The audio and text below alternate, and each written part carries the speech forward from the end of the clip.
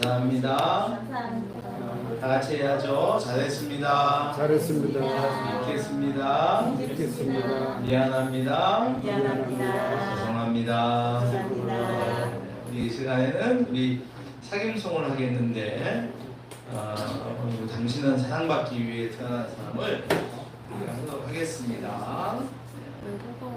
당신은 사랑받기 위해 태어난 사람. 처음에 도돌이 펴놓은 본갈라가 부르는 거 아시지요? 자, 한번 해보겠습니다.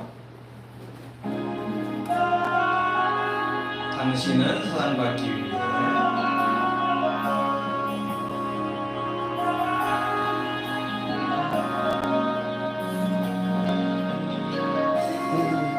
사랑받기 위해 태어난 사람, 당신의 삶 속에서 그 사랑받고 있지요. 사랑스게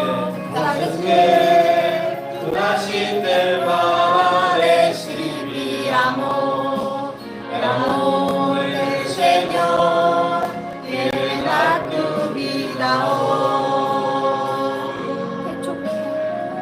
태초부터 시작된 하나님의 사랑은 우리의 만남을 통해 열매를 맺고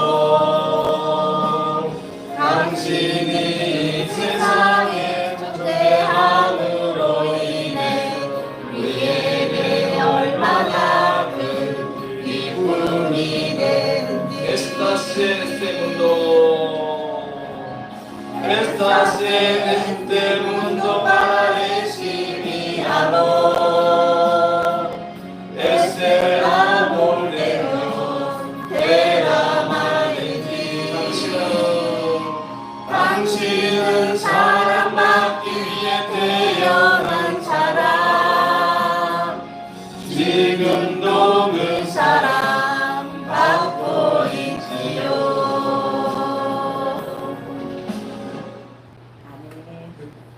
한 번 마지막에 받고 있지요가 더 안 되나? 그래요. 여기 다시 한번 인사합시다. 사랑합니다. 사랑합니다. 이 시간에는 우리 정말 귀한 장로님 제가 참 좋아하고 또 좋아하는 걸 넘어서 제가 존경하는 우리 귀한 장로님을 오늘 모셔서 얘기를 좀 들으려고 제가 특별히 모셨습니다.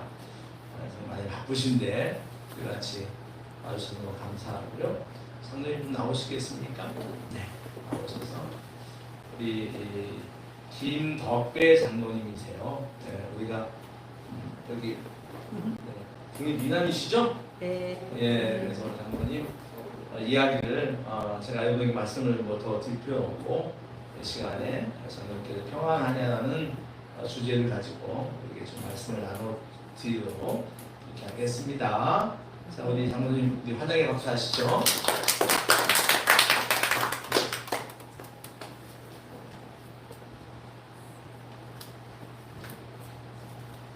기도하겠습니다.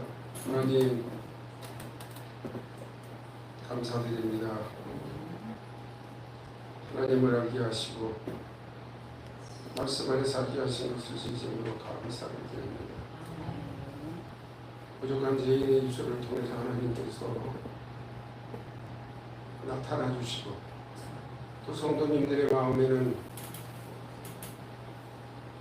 그리스도 예수의 마음을 주셔서 부족한 죄인이 함부로 말하는 것이 걸러지고 아름답게 만들어져서 은혜로 채워주시기 바랍니다. 모든 절차 위에 시간 위에 하나님의 놀라운 은혜로 함께 하시길 바라며 예수님의 이름으로 기도드립니다. 아멘. 제가 이제 조금 강한 편인데요. 교회만 오면 문제가 돼요. 왜냐하면 아내가 옆에 이제 항상 뭐 38년을 옆에 앉아 있었으니까 그 다음에 이제 교회에서 찬송가 428장을 잘 못 불러요. 왜냐하면 아내가 원했던 찬송이었어요. 그다음에 이제 우리 담임 목사님이 아내를 무척이 아끼셨어요. 근데 떠나고 난 다음에야 얘기하셨어요.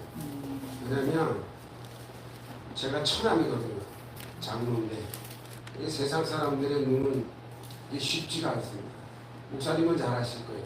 근데 저 역시도 매형이라고 불러본 적도 없고 생각해 본 적도 없어요. 우리 아들이 부모부라고 불러보면 안 됩니까? 하고 저희 아버님 살아계실 때 얘기를 했어요. 그랬더니 당연히 뭐 매형이고 목사님이니까 괜찮다. 근데 이제 우리 아버님은 노하시는데 안 된다. 절대 안 된다. 이게 셋째 사위지만 항상 맞절을 하셨어요. 그러니까 큰 사위나 둘째는 좀 섭섭했을 수도 있어요. 제가 왜 이 얘기를 꺼내냐면 아내가 한 번 섭섭한 표현을 했었어요. 꽃꽂이를 한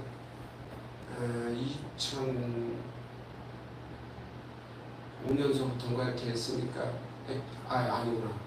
하여튼 꽃꽂이를 25년 가까이 했는데 목사님이 4층에서 이렇게 내려가시다 꽃꽂이 하는 걸 보면 수고하십니다. 한 번도 안 하셨어요. 안 하신 게 아니고 하실 수가 없었죠. 왜? 처남댁이잖아요. 혹시라도 다른 성도님들한테 상처를 주실까봐 이건 못 하셨던 분이에요. 그래서 아내가 저한테 너무 하는 거 아니냐. 한 번 딱 했었어요. 그런데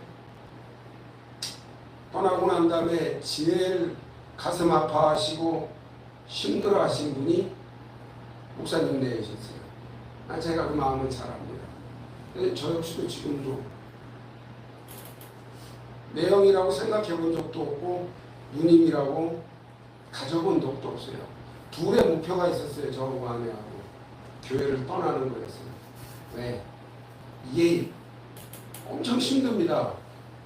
목회자 가족으로 교회 신앙을 갖는다고 하는 게 만만치 않습니다.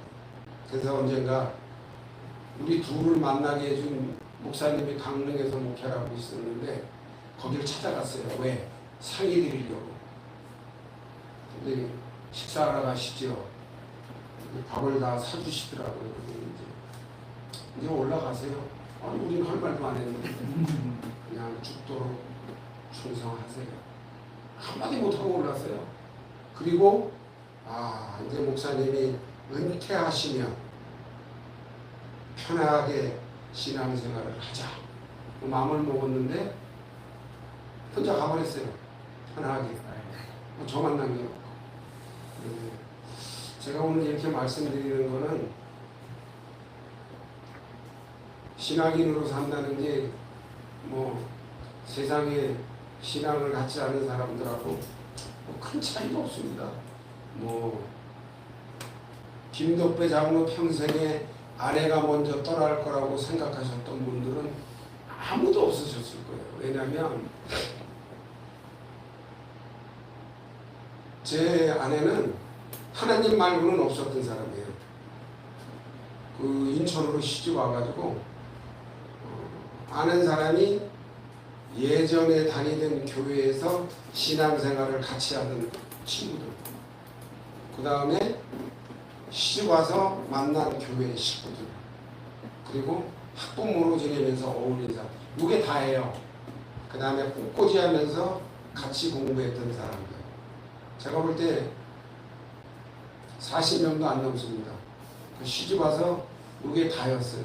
그리고 신앙생활하는 게 다 했는데 정확히 1년하고 한 달 전에 휙 갔습니다. 뭐 이게 목사님이 저한테 그러셨거든요. 제가 이렇게 페북에다가 글을 좀 남겨요. 왜냐하면 시간이 흐른 뒤에 제 기억이 약해져 가거나 사라져 갈 때 회상하려고 사실은 기록을 남깁니다. 그리고 제 자녀들이 봐주기를 바라는 것을 남기는데 목사님이 가끔 보세요. 거기다 답글을 다 했어요. 뭐라고 하셨냐면 김덕배 장로 최고의 인생의 위기. 맞습니다.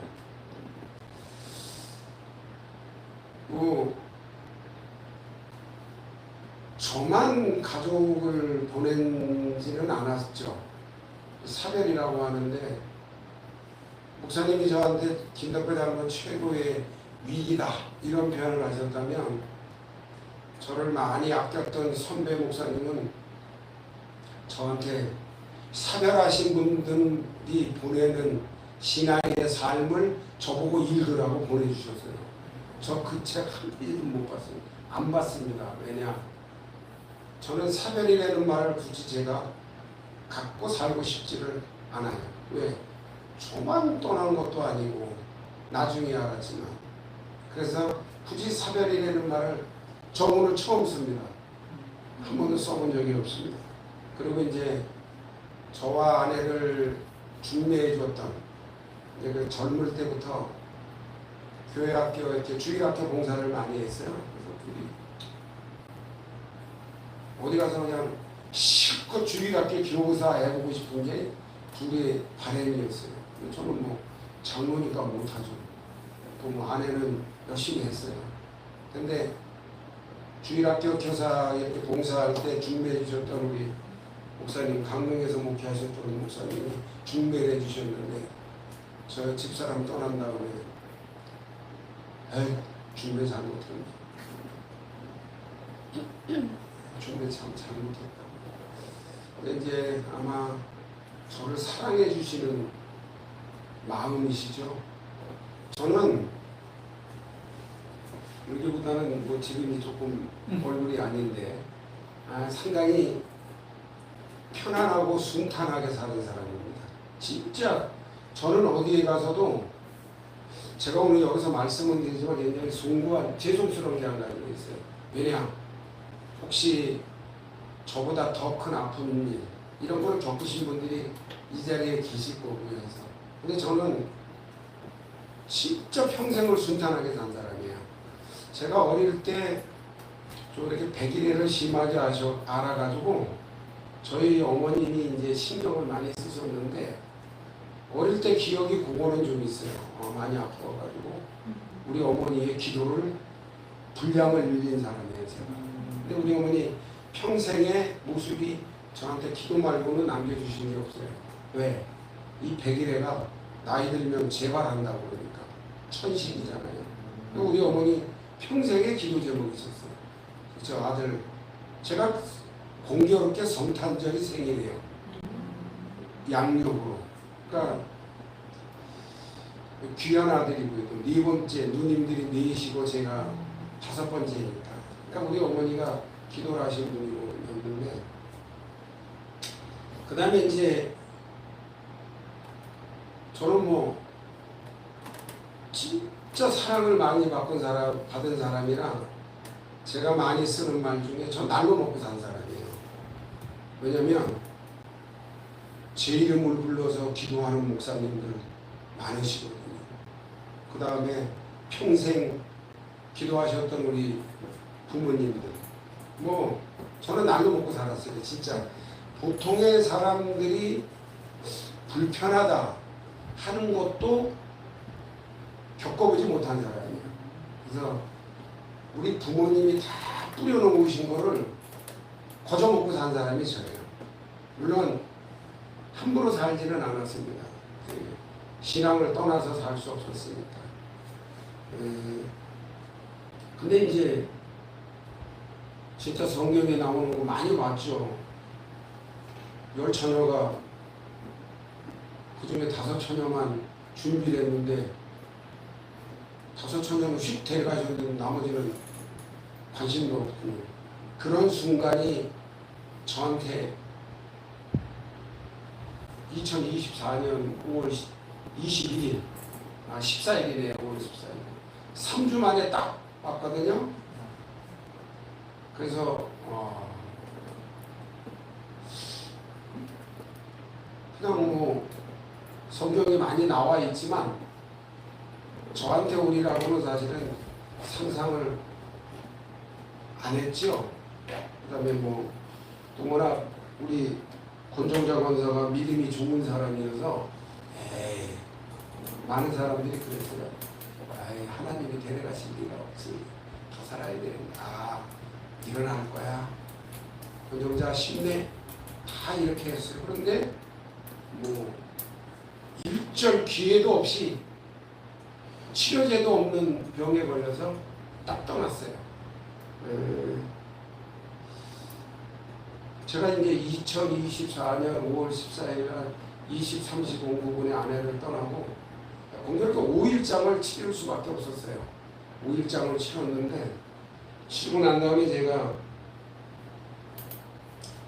페이스북에다가 이제 아내 21일간의 병상 일지를 제가 쭉 남겼습니다. 앞부분을 제가 조금 읽어드릴 텐데 4월 25일부터 5월 18일까지 함께해 주신 모든 분들께 감사드립니다. 오늘로서 나의 동해, 네 생애 최고의 파트너 권정자와의 여정이 막을 내립니다. 1985년 9월에 만나 1986년 10월에 결혼해서 그녀로 인해 행복했습니다. 스스로 연명 치료를 하지 않겠다고 하고 천국의 소망을 확신하며 나와 딸 한나, 아들 한수리에게 굳건하게 살아주길 당부하며 누이들에게 나를 부탁하며 62년간 함께해준 모든 분들께 함께해서 행복했고 고마웠습니다 라는 말을 남기고 하늘길을 향했습니다. 임종을 앞둔 그녀의 모습은 의연했고 차분하게 아름다운 모습이었습니다. 제가 참 감사한 게요, 보통 우리가 아프면 하나님께 잘 매달리다가 그렇잖아요. 그 장로하고 권사인데 그것도 많은 사람들의 칭찬만 받고 살아왔는데 하나님이 탁 이렇게 세워주시는 게 맞잖아요. 그런데 그런 기도를 안 하더라고요. 안 하고 그냥 5월 7일 날 3시 10분에 이제 세브란스에 갔어요. 그 소개를 받아서 간 의사가 기대를 하고 갔는데 저를 불러요. 시간이 없습니다. 시간이 없습니다. 나오니까 이제 아내가 뭐라 그러냐, 있는 그대로 얘기해달라. 시간이 없단다. 그러냐, 알았다. 오늘 이제 마태복음 28장 9절 말씀에 예수께서 죽으셨다가 부활하셔서 오늘 찾아오셔서는 평안하냐. 그래서 그 물으심에 네 주님 평안합니다. 목줄이라도 평안하려고 하고 있는데 여기 이제 아내 성경이거든요. 저하고 평상시에 데이트를 많이 했기 때문에 네이크로바를 많이 주워다가 이렇게 만들었는데 요게 딱 꽂혀 있는 데가 마태복음 28장 9절에 있는 거예요. 평안하냐. 뭐 저보고 평안하라 그랬던 것 같아요. 사실은 저는 제일 많이 나눴던 말이 건강하시고 평안하세요. 우리 제일 많이 쓰잖아요. 근데 지금은 건강하라는 말을 쓰지 않습니다. 왜냐면 아내 건강했거든요. 그런데 우리 영역이 아니구나. 단 하나님을 믿었기 때문에 또 말씀 안에서 건강은 내가 함부로 할 수 없겠지만 어떻게 못하겠지만 주신 말씀 안에서 평안은 내가 가질 수 있겠구나 하는 것만은 확신했습니다. 그래서 저도 역시 목사님하고 갑장이거든요. 앞으로 10년 하면 그 뒤에는 어떻게 될지 모르죠. 그러나 그때까지 평안하겠다. 앞으로 저 역시도 아플 수 있고 이런 환경이 오겠죠.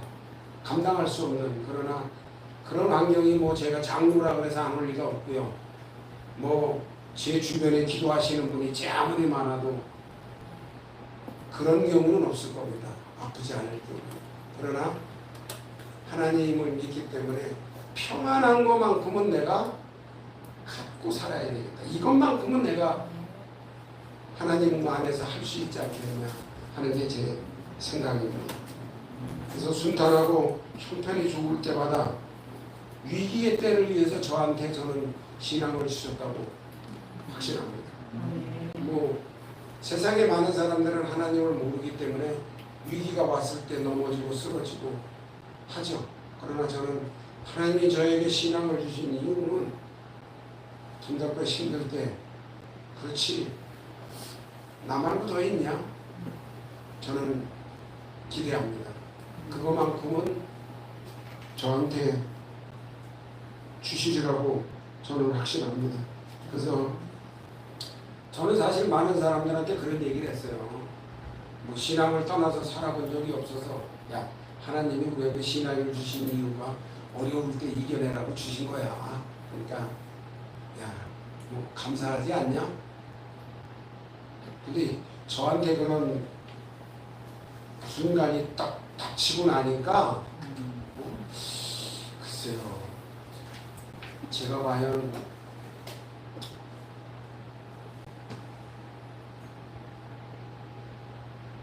근데 잘 이겨내고 있는 것 같습니다.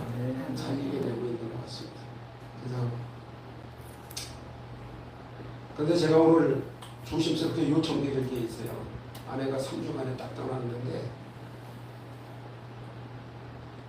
저희 교회 식구들한테 제일 질문을 많이 받은 게 그거예요. 아니 병원에 안 다녔어요? 근데 어떻게 그렇게 모를 수가 있어?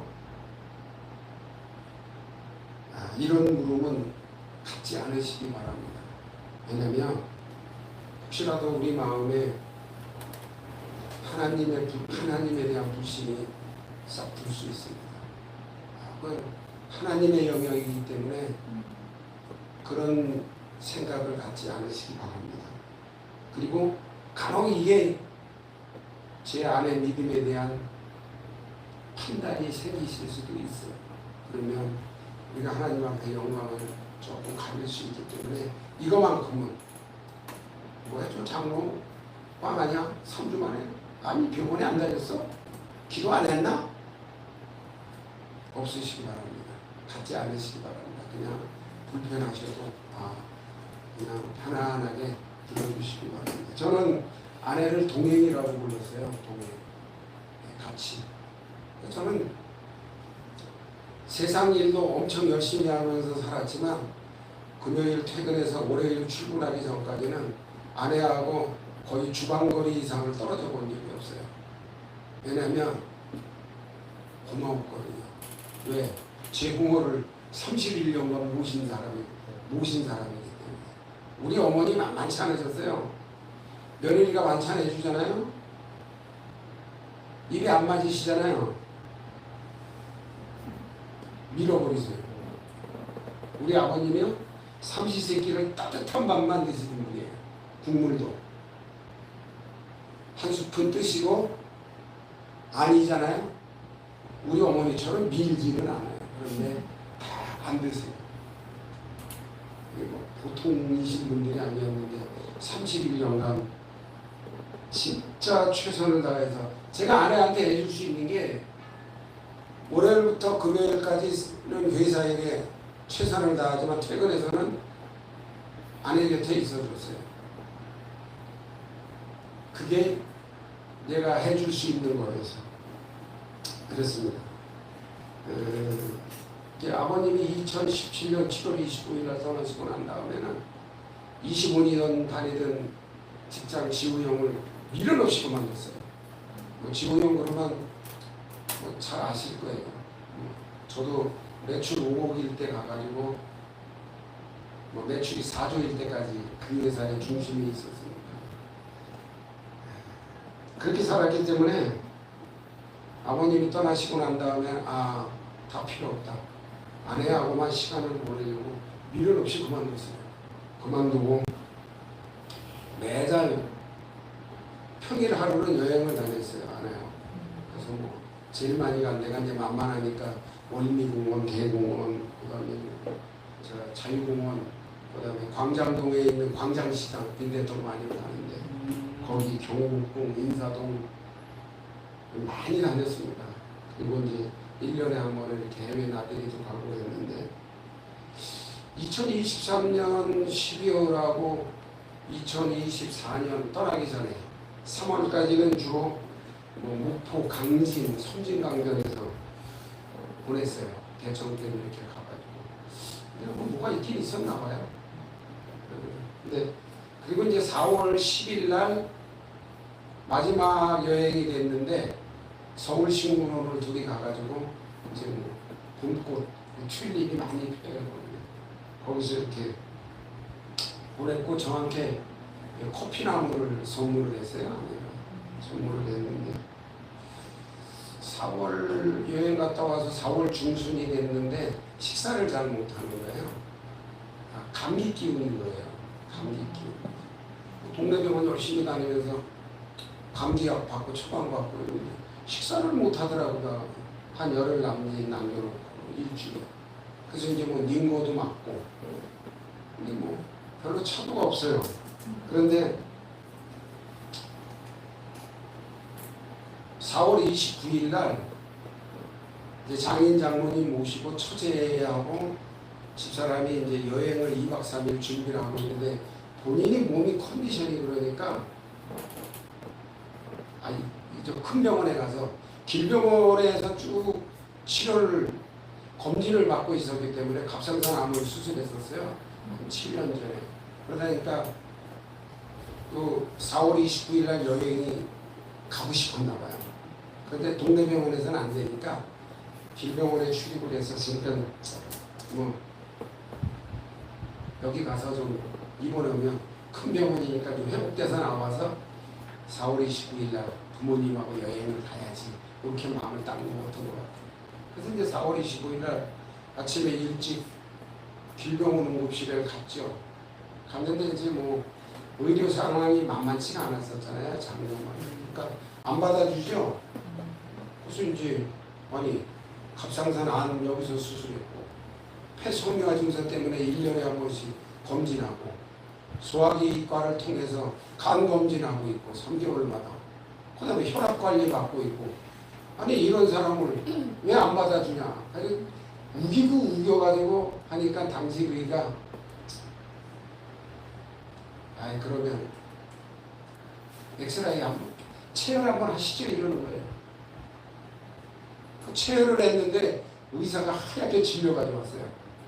그 집사람 폐섬유화를 관리하던 의사하고 쫓아왔어요. 엑스레이 찍자는 거예요. 엑스레이 찍었는데 2023년 7월에 엑스레이하고는 차원이 다른 거예요. 저 그런 사진 처음 봤어요. 이렇게 폐에다가 밀가루를 확 뿌려놓은 듯한. 그 다음에 4월 18일 날 간을 검진했었거든요. 길병원에서. 근데 그때도 의사가 이제 3개월마다 오지 말고 6개월마다 와라. 간이 너무 좋아졌다.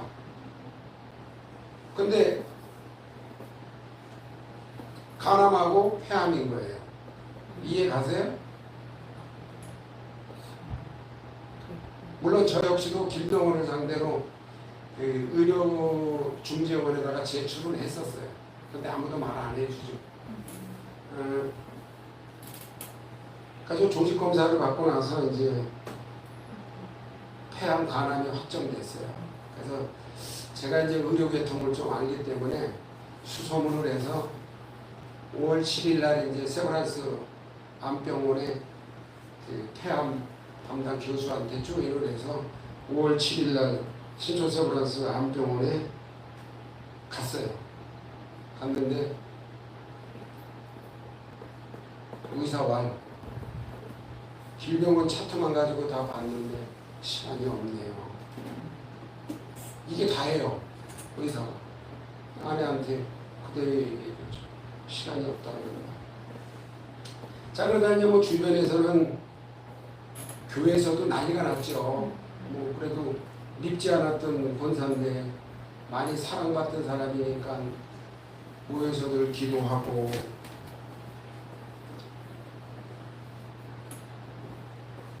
그런데 5월 14일 날 23시 09분에 불과 이제 3주 만에 21일 만에 세브란스 간 지 일주일 만에 그냥 안개처럼 사라졌어요.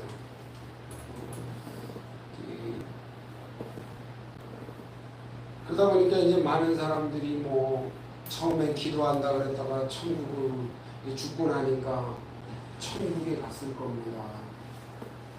이게 위안이 전혀 안 돼요. 제 경험상이요. 그런 경험이 있으신 성도님들이나 주변에 있으면 가만히 안아주세요.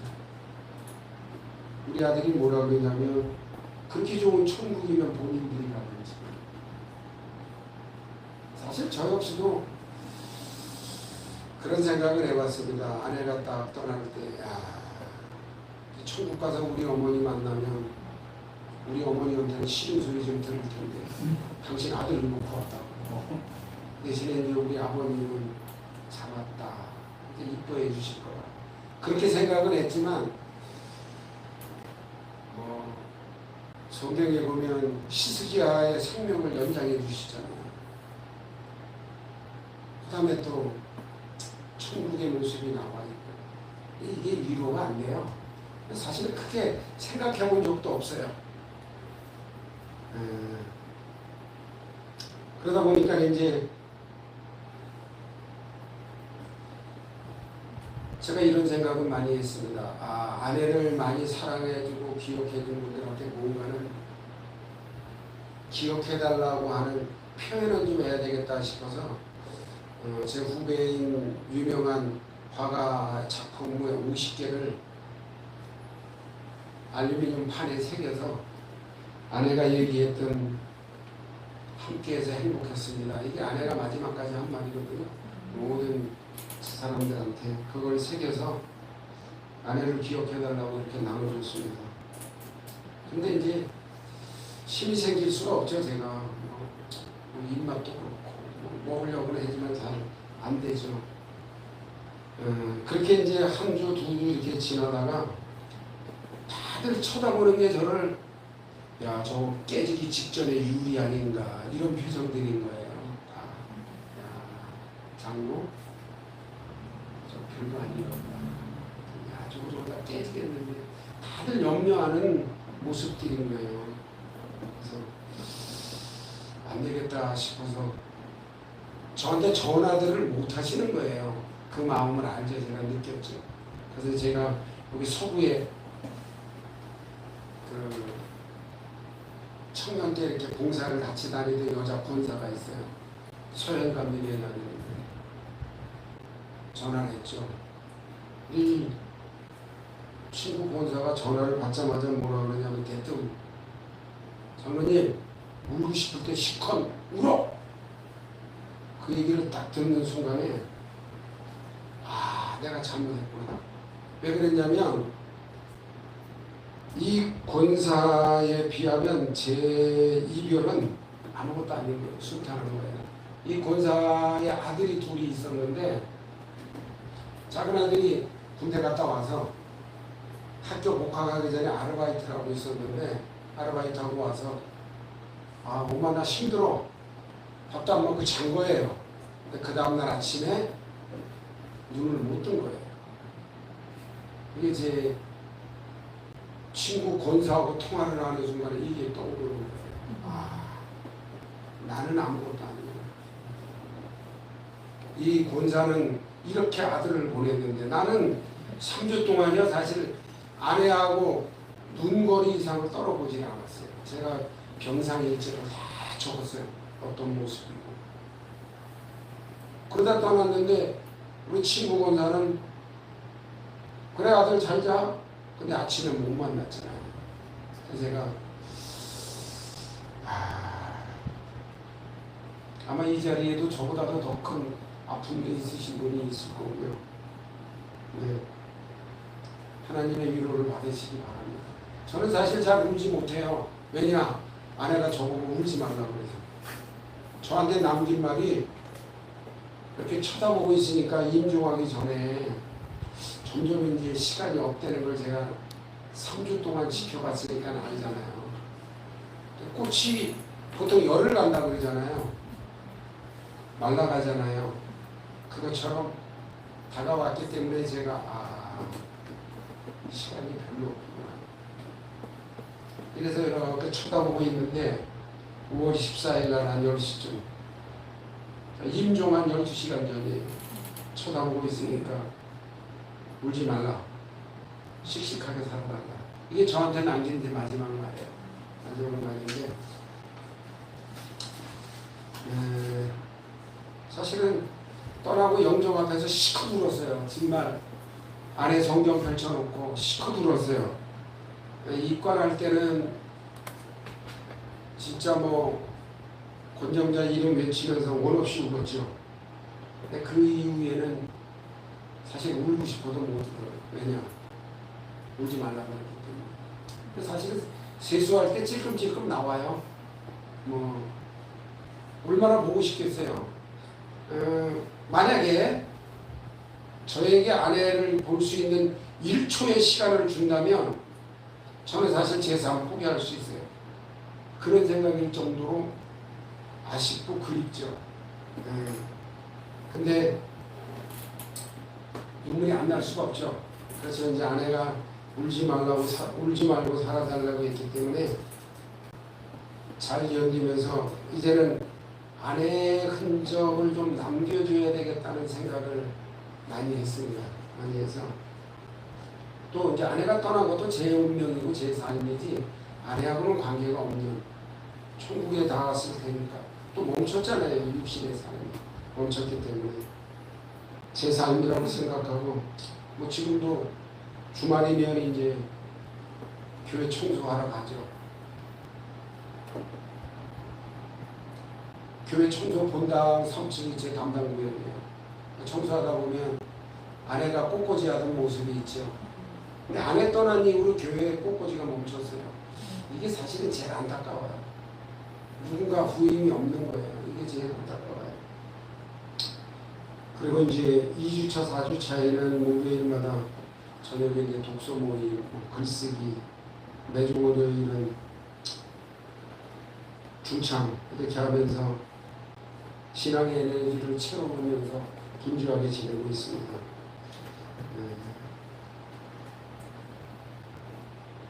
아내와 좋았던 기억, 나의 힘이었던 좋은 모습을 기억하면서 힘을 내고 있습니다.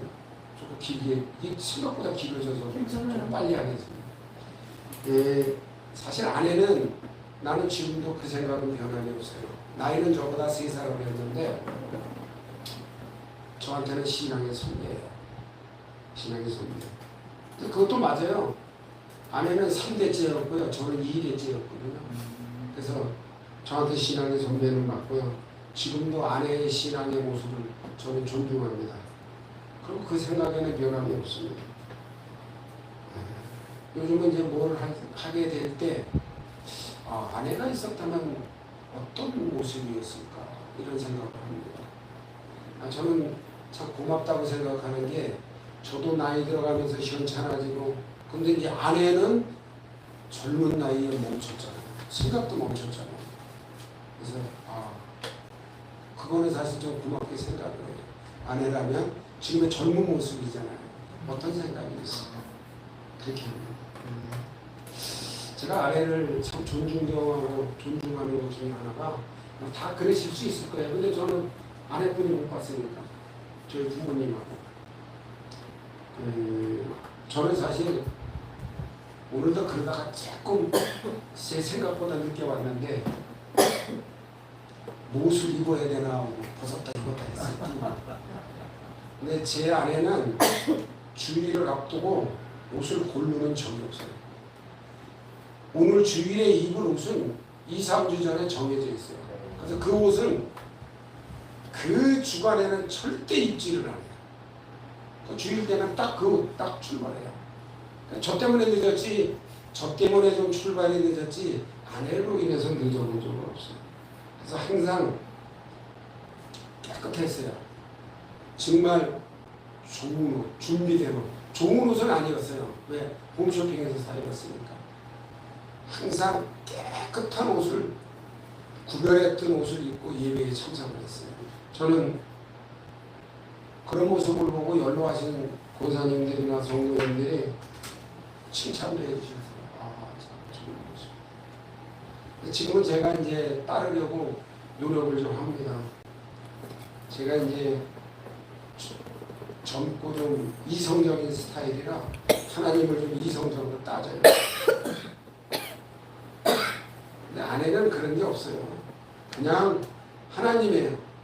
그냥 당신이 평생을 부모로부터 배워온 하나님, 섬겨야 되는 하나님, 그게 다예요. 그래서 제가 이제 가끔 이러쿵 저러쿵 하면 그냥 아내는 말이 없어요.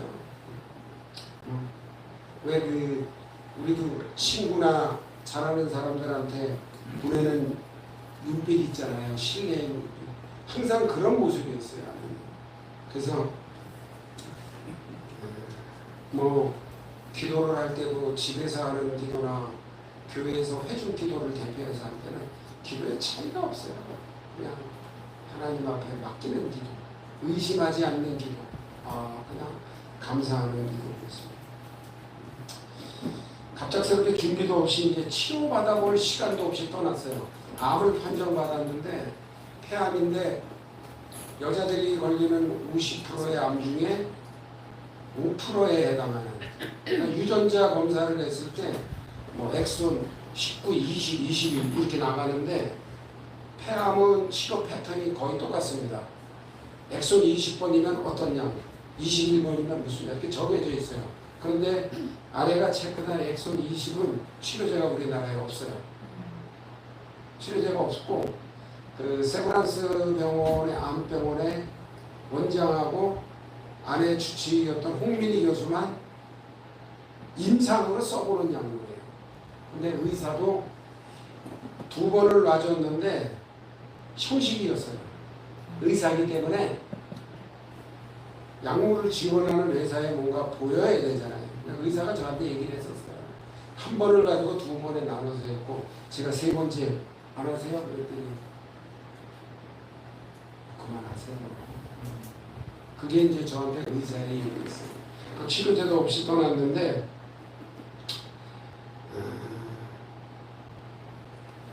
저보고 찬송가 428장을 제가 이렇게 그래서 우리가 통상적으로 뭐 가족 중에나 누가 병원에 입원하면 찬양을 틀어주잖아요. 428장으로 해달라는 거예요. 무슨 노래 찬양인지 아실 거예요. 내 영혼의 햇빛 비치니 주 영광 찬양하네. 이 세상의 어떤 빛보다 그 빛 더 빛나네. 말도 안 되는 찬양을 저보고 틀어달라는 거예요. 그냥 나 가니 떠나니 하나님 자 그냥 찬송 428장이에요. 그리고 복음송은 주님 한 분밖에 안 해요. 저 사실 그 노래 틀어달라고 했는데 저 섭섭했어요. 왜겠어요? 38년을 저도 옆에서 살았는데 나를 사랑하는 게 아니고 주님 한 분밖에 그 찬양을 틀어달라는 거예요. 근데 나도 있는데 이 생각은 그 이후로 한 번도 안 했습니다. 왜냐하면 뭐 아내의 평생 삶을 보면 그냥 그런 모습이었기 때문에 저 역시도 존중합니다. 아내하고 저는 이제 1년에 한 번은 성경을 통독했어요. 꼭. 제가 요게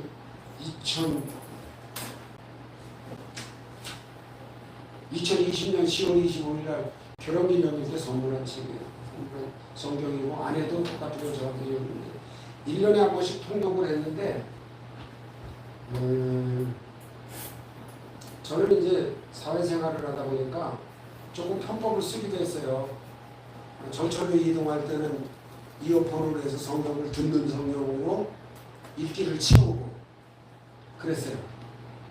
근데 아내는 눈으로 읽지 않으면 인정을 안 했어요.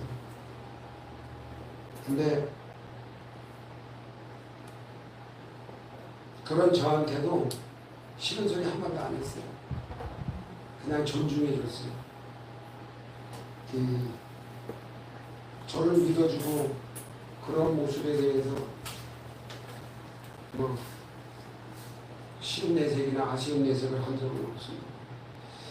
아내가 떠나고 나서 이제 매주 금요일은 교회 이제 주보에 성경 말씀이 실리니까 성경 두세 장 정도가 이제 문제로 나오면 저는 금요일 아침에 새벽에 눈을 뜨면 아내의 성경을 가지고 성경 공부를 합니다. 이 말씀을 줄친 부분들이 있는데 비슷한 말씀 귀절에만 줄을 쳐놨어요. 이렇게 요란하지도 않고요. 그저 그냥 일상생활 중에 만나는 하나님, 그런 하나님, 그런 예수님만 이렇게 줄쳐 있어요. 그래서 때로 이 성경을, 아내의 성경을 보면서 밑줄친 부분을 보면서 아내의 시선이 어땠고, 생각이 어떻겠구나 하는 걸로 보면서 항상 고맙고 이렇게 감사를 드립니다. 그녀 이제 아내가 남겨온 신앙 유산 중에 헌금이 있어요. 이 헌금이 있는데 아내는 이 헌금을 드리는 거를 그런 분 안 계시죠? 교회 도착해서 이렇게 지갑을 입어서 헌금 봉투에 넣어서 우리 교회는 있어요. 그런 분들이. 왜 얘기를 하냐? 저는 싫어요. 왜? 아내 때문에. 제 아내는 저도 이제 주일 아침에 집에서는 준비를 해갔어요. 근데 저희 아내는 헌금 드리는 지갑이 따로 있었어요. 그래서 거기를 항상 저도 나중에야 봤어요. 떠난 다음에 보니까 그 지갑에 드릴 헌금 아주 새 돈으로 다리는 정도는 아니었지만 이렇게 구별되어 있었어요. 제가 지금은 그 지갑을 사용합니다. 내 아내는 꼭 그 지갑에서 꺼내서 주일 헌금, 감사하고 월 초면 11조 월정거주 항상 그랬어요. 또 뭐 둘이서 헌금에 대한 생각은 똑같았어요. 적어도 우리 교회에서 헌금을 제일 많이 하자. 최고로 하자. 그래서 어느 때는 제 고집 때문에 10의 2조도 해본 적이 있어요. 그런데 아내는 물질 가지고 하나님한테 항적을 한 적이 한 번도 없어요. 하나님 이거 주소 없었어요. 저는 젊을 때 저 고등학교 3학년 때 입사시험 봐가지고 제1기강에 턱턱 붙은 사람이 붙었어요. 그런데 젊을 때 그 기도해 주신 분들 중에 저한테 물건을 쥐고 있다고 하신 분들이 있었어요. 기도했죠. 저도 하나님 물질을 많이 주셔서 제가 물질로 좀 봉사할 수 있게 해달라. 이런 기도도 했습니다.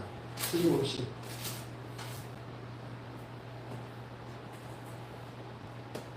그런데 제가 말라기 11조에 관한 말씀이 나오잖아요. 제가 그 말씀에서 말라기 3장 11절에서 메뚜기를 금하고 포도가 알이 연골기 전에 떨어지지 않게 해줍니다.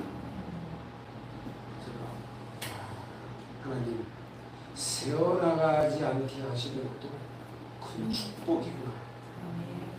그 이후에 기도의 방향을 바꿨습니다. 이제 부모님 두 분, 저하고 아내, 애들 둘 했으니까 뭐 일이 많죠, 집안에. 그런데 뭐 병원 비용으로 돈이 새 나간다든지 이렇게 하신 적이 한 번도 없어요. 뭐 제가 열을 버는데 열 하나 나가면 적자잖아요. 제 아내는 이자를 내면서 살아본 적이 없어요. 저야 뭐 지금의 사업도 하니까 뭐 은행 돈도 쓰지만 아내는 이자를 내면서 살아본 적이 없어요. 부족했겠죠. 시부모를 모시고 살았겠습니다. 그러나 물질 때문에 그런 적은 한 번도 없었던 것 같습니다. 지금도 자녀들에게 지금 떠났으니까 저 혼자 그러지만 그런 얘기를 합니다. 하나님이 주신 달란트를 가지고 반드시 성경에도 나오는 얘기잖아요. 반드시 하나님이 주신 달란트를 가지고 하나님의 영광을 위해서 쓰여질 수 있게 하지 않으면 그거는 범죄다 하고 가르쳤던 게 아내이기도 하고 저도 지금 그렇게 가르칩니다. 하나님이 주신 달란트를 가지고 하나님 앞을 위해서 쓰는 게 저는 바른 길이라고 그렇게 애들한테도 가르치고 있습니다. 1980년 6년 10월에 결혼해서 어머니가 이제 2014년 12월 4일 날, 아버님이 2017년 7월 29일에 돌아가실 때까지 시부모를 31년간 꼬박 모셨어요. 아까도 말씀드렸지만 우리 아버님은 삼시세끼가 따뜻한 국물이 아니면 안 드시는 분이에요. 그렇게 뭐 했으니 다 비슷하시겠지만 호락호락하지 않았죠.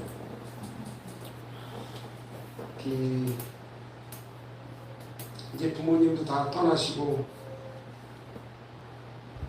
이제 둘의 신앙으로 다 이렇게 모습을 살아오면서 아내를 조금 더 바라보게 됐고 7년이었는데 7년 동안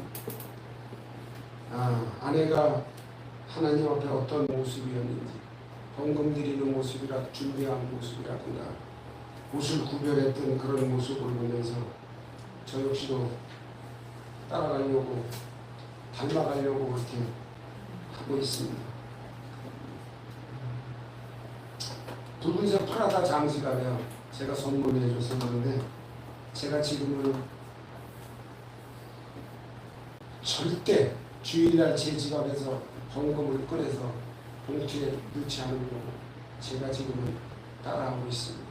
또 많든 적든 제가 수입이 생길 때마다 하나님을 위해서 그 액수에 관계없이 구분을 해놓습니다. 그래서 그거를 드릴 수 있도록 이렇게 하고 있습니다. 또 이제 아내가 남겨놓은 것 중에 하나가 꽃꽂이예요. 꽃꽂이인데 떠났잖아요. 떠나고 난 다음에 유품을 정리하는데 유품이 그 프라다 장지가 그 속에 헌금 들었던 거 헌금이 그대로 있어요. 드리려고 했던 게 이제 멈췄죠. 멈추고 그 다음에 그 31년간 꽃꽂이 하면서 정리했던 장류와 잔해 요게 저한테 남겨놓은 유품이에요. 다 제 것도 아니에요. 교회 하나님 거지. 그대로 있지만 1994년도부터 성전 꽃꽂이를 시작했는데 2024년 부활주일 그 절기 꽃꽂이가 사실은 마지막이었어요. 마지막이었는데 뭐 이렇게 요란하게 봉사를 하거나 이런 적이 한 번도 없어요. 누구한테도 싫은 소리 한 적도 없고 그랬는데 또 성전 전례 꽃꽂이를 공부를 했어요. 그래서 뭐 유럽도 두세 번 가고 이런저런 꽃꽂이도 많이 해서 뉴질랜드, 네덜란드 이렇게 가서 공부도 하고 그랬는데 10년 정도 공부한 것 같아요. 아내 떠나고 난 다음에 이제 사진으로는 꽃꽂이 해놓은 거 교회 꽃꽂이 할 때마다 찍어놨으니까 그게 한 1,500장. 그 다음에 앨범 이렇게 남겨놨는데 우리 딸이 그 사진 중에다가 이렇게 고르고 골라서 하나님께 드리는 엄마의 찬양이라고 이렇게 책을 만들었어요. 그래서 아내를 기억해달라고 하는 분들한테 이렇게 나눠드렸죠. 지금은 이제 다른 교회에서 꽃꽂이 봉사를 하시는 집사님이 한 분 있으신데 그분이 아내 꽃꽂이 했던 앨범을 갖고 싶어 했어요. 그런데 그걸 줄 수가 없잖아요. 저는 드려도 문제가 없을 것 같은데 우리 아들이 엄마 유품이 떠나는 거에 대해서 많이 섭섭했나 봐요. 그래서 USB에 담아서 이렇게 드렸는데 아내를 기억해 주는 게 참 고맙더라고요. 그 집사님이 전화하셔서 제가 열심히 닮아가면서 꽃꽂이 봉사 잘 하겠습니다. 그랬는데 아내가 떠나고 나서 우리 담임 목사님이 3번 정도 아내를 말씀 중에 회고를 하셨어요. 하셨는데 내용인즉슨 뭐냐면 그냥 사랑의 흔적이에요. 육신이 떠났으면 아무것도 없잖아요. 제가 뭐 아무리 교회에 뭐 헌금을 드리고 뭐를 했어도 고린도전서 13장에 나온 것처럼 교회를 살아내서 본인이 남겨놓은 봉사의 흔적 그거 말고는 남아있는 게 없다는 얘기를 하셨어요. 참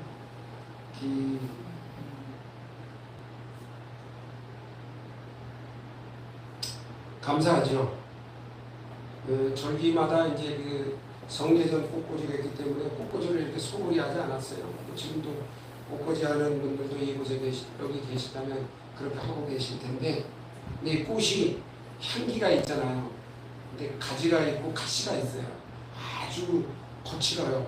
꽃꽂이 봉사가 결코 만만치가 않습니다. 그래서 그러나 이제 그렇게 남겼던 모습에서 감사하고요. 제가 이제 매주 토요일 11시면 이제 기회를 가죠. 아까도 말씀드렸던 것처럼 3층이 분담 바닥이 제 청소 담당이기 때문에 가죠. 뭐 누가 제일 먼저 떠오르겠습니까? 저하고 항상 꽃꽂이 준비해서 가서 꽃꽂이 했던 아내의 모습이 제일 많이 떠오르죠. 그러면 이제 지금 또 아내를 기억하고 청소 끝나면 이제 부평 가족공원에 가서 아내가 안치는 3,000원짜리 꽃 2개를 사서 부모님하고 이렇게 마주보고 있어요. 부모님께 하나 드리고 아내는 할 수 없잖아요. 그래서 부모님께 하나 드리고 아내한테 꽂으면서 혹시 저는 이제 아내하고 통화했던 기록 이런 것들이 그대로 녹음이 돼 있어요. 녹음이 돼 있는데 이러 가서 들으면 뭔 짓인가 볼지 모르시겠지만 저한테 그렇게 힘든 게 있었어? 이래야지 저래야지. 이게 참 좋은 거예요. 참 좋은 거예요. 젊었을 때 1년 이상의 시간이 흘렀음에도 불구하고 저한테 들려주는 그 얘기가 저한테 참 힘이 되는 거예요.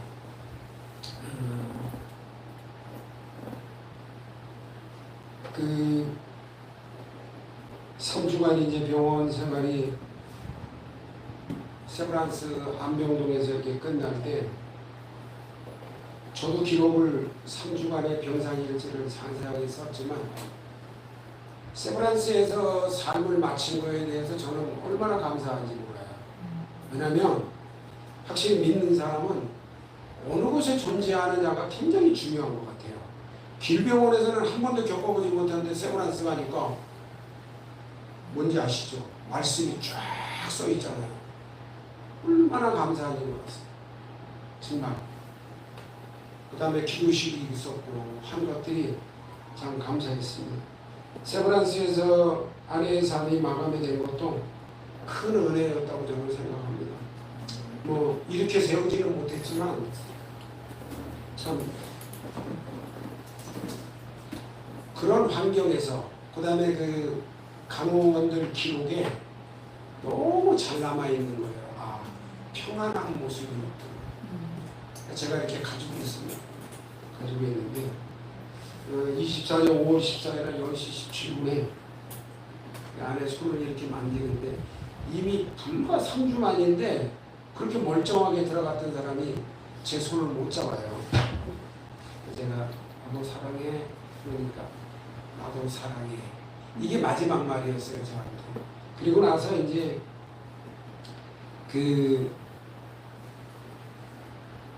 의사가 배려를 해줘서 관찰실, 1인실로 옮겨서 다 볼 수가 있었어요.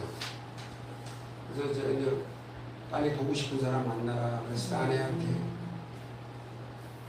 누굴 첫 번째로 만날래? 그랬더니 누님들을 불러달라는 거예요. 뭐 잘 아시잖아요. 신우하고 이 관계가 만만치 않잖아요. 근데 두 부모님이 생전에 계신데 누님들을 불러달래요. 제가 좀 의외였어요.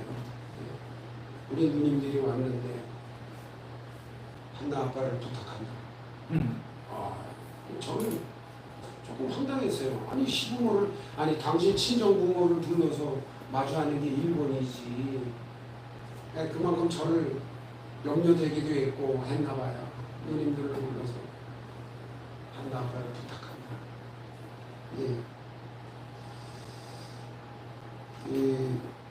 5월 14일 날 이제 1시 반부터 한 2시 반까지 지인들하고 다 통화를 했어요. 전화 오는 대로 다 받고. 그 다음에 이제 가장 신앙적으로 친했던 친구하고도 마지막 통화를 한다면 너무 힘드니까 카톡으로 했어요. 하다가 카톡도 쓸 수가 없으니까 제가 읽어주면 답변해주면 제가 쓰고 이렇게 했는데 그 7시 반쯤 됐는데 간호사들은 피자를 좀 사주라고 그러더라고요. 세브란스 입원했을 때 이렇게 그 아이스 아메리카노를 고생한다고 병동 간호사들한테 돌렸는데 그 중에 이민혜 간호사라고 가톨릭 신자였는데 아내 기억이 잘 남았었나 봐요. 너무 친절하고. 근데 그 친구가 아이스 아메리카노를 못 먹었었어요. 그러니까 뭐 좀 사주라 했는 거예요. 그 다음에 그 간호사가 저희가 환자가 너무 많아서 저녁도 못 먹었어요. 피자를 사주라고. 그래도 다행인 거는 7시 50분쯤에 아들 결혼 상대자가 있었는데 이 문제가 비신앙이에요. 신앙이 없는 친구예요. 그러니까 아들이 엄마 기도 제목이 뭐였겠어요?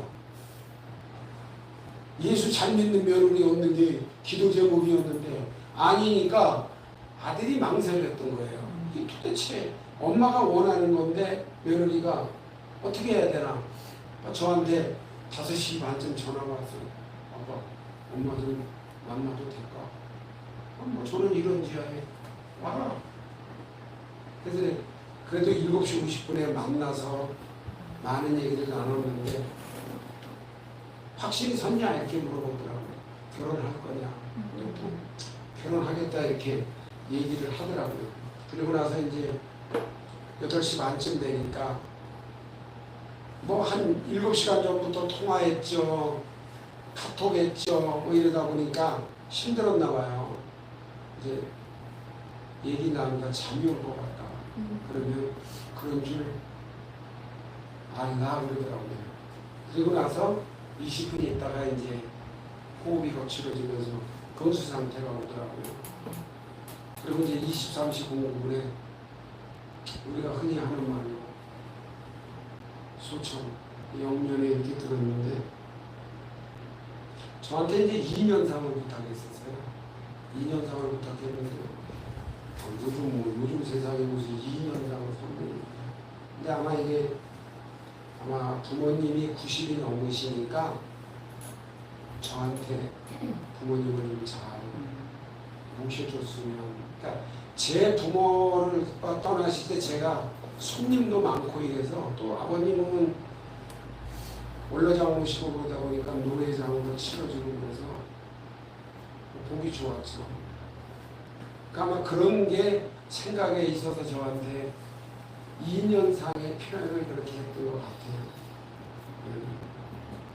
지금은 이제 그 신흥동에 있는 그 서담제라고 하는 곳에서 제가 그 부부가 양해를 해줘서 한쪽 공간에 아내 유품도 갖다 놓고 책도 기증하고 해서 그곳에서 2년상을 치르고 있어요.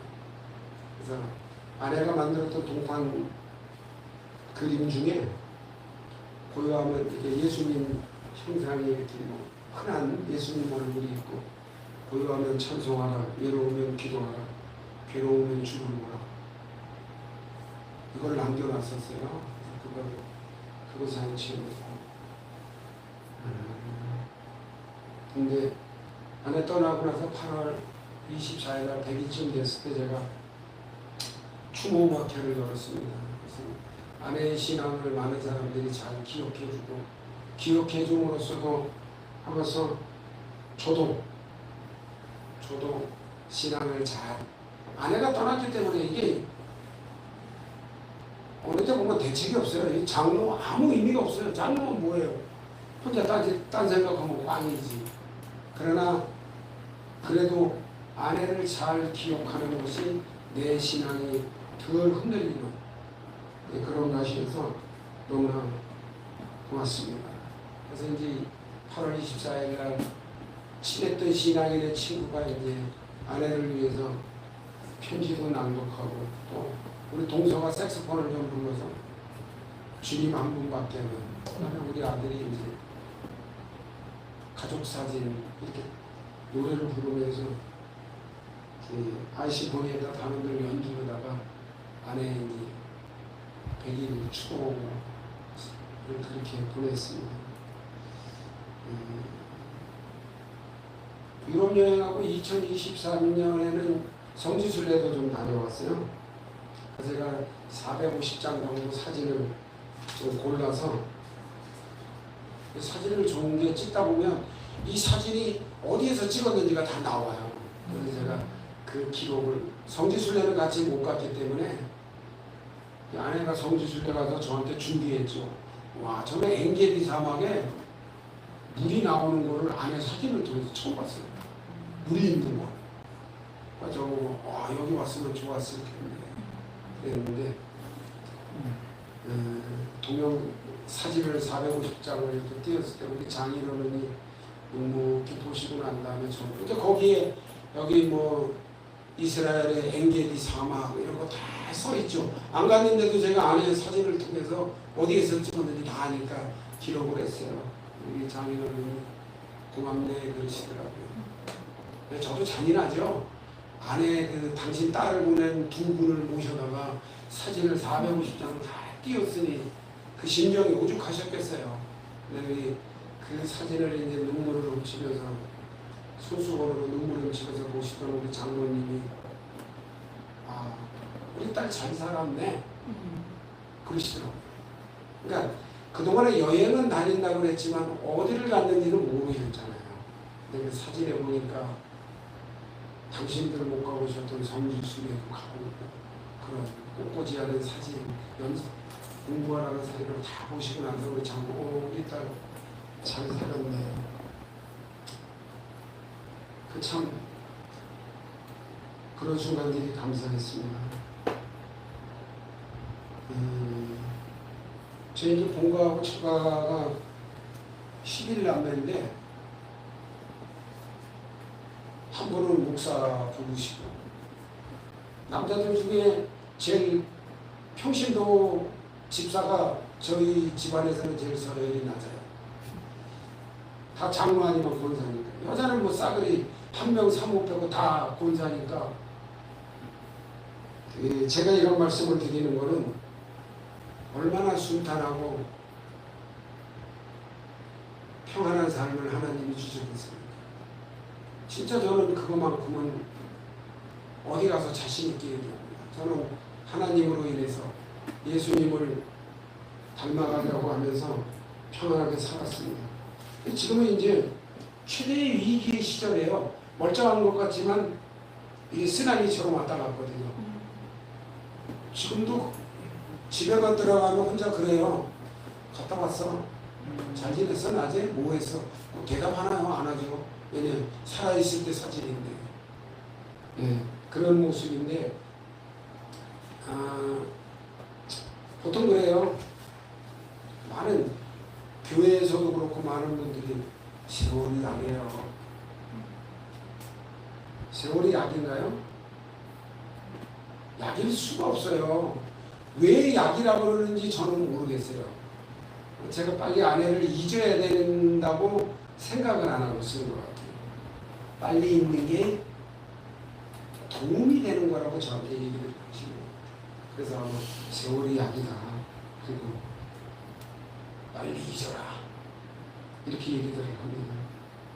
근데 저는 아내의 바람과 하나님의 기준으로 살아가려고 했던 아내의 모습이 잊혀질 때에 사실은 조심조심 하고 있습니다. 에레미야에 보면 하나님의 생각은 우리들에게 평안을 원하신다고 했잖아요. 그렇죠? 평안. 그거 외에는 없는 것 같아요. 그래서 다른 건 몰라도 믿음이 나에게 평안을 누리게 하시리라고 믿고 평안하게 살려고 많이 하고 있습니다. 그래서 울지를 못해요. 슬쩍 돌아서서 눈물을 질병했죠. 저는 이제 6월 24일 날 4시에 소사본이 일동에서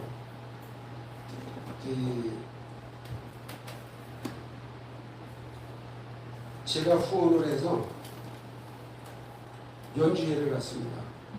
아이시보니아를 통해서 아이시보니아에다가 참여해서 연주회를 갔는데 사회적 협동조합 뿌리샘이라고 이사장 유병현 씨라고 하는 분이 있는데 이분이 제약회사의 임원으로 은퇴를 하셨는데 서구에 있는 은혜병원에 봉사를 하시고 계세요. 그리고 거기서 퇴원하시는 분들이 정신병자가 사실은 갈 데가 없어요.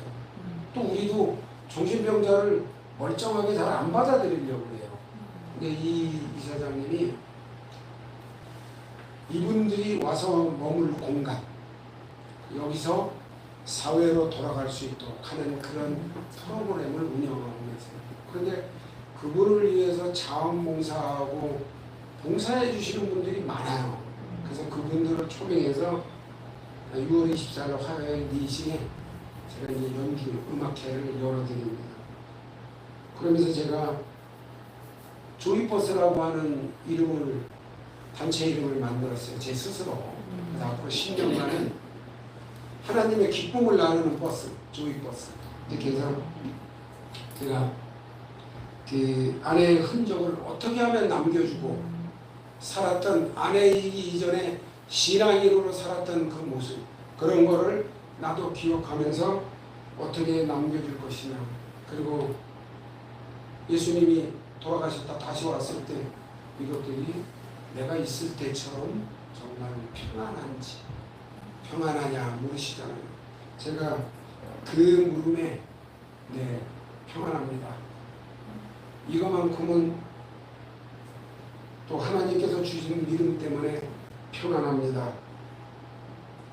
이렇게 살려고 또 미래를 만들어 가려고 합니다. 오늘 이 자리를 빌어서 참 신앙을 해서 아내를 사랑해줬던 많은 분들, 그 다음에 지금도 기억해 주시는 분들께 진심으로 감사를 드립니다. 그리고 무엇보다 하나님 앞에 감사를 드리죠. 하나님은 저를 또 우리 모두를 평안케 하시는 게 목표이기 때문에 우리가 어떤 환경에서도 저는 어떤 환경에서도 하나님이 주신 평안을 잘 간직하려고 그렇게 살아보려고 합니다. 두서없이 막 떠들었거든요. 하여튼 제 생각을 이렇게 떠들어봤습니다. 우리가 건강은 자신할 수 없고 우리에게 주어지는 환경은 굳이 우리가 하나님을 믿는다 그래서 우리에게 야 내가 너한테는 그렇게 안 해줄게, 절대 그런 시시한 하나님은 아니신 걸 저는 믿습니다. 그런 환경에서도 그래, 평안하냐? 평안하지? 그런 모습이 아마 하나님의 바램이라고 저는 믿습니다. 고맙습니다. 기도하겠습니다. 하나님 감사합니다. 우리 성도님들 마음에 하나님께서 주시는 평안함이 가득가득 채워지기를 그리스도 예수 이름으로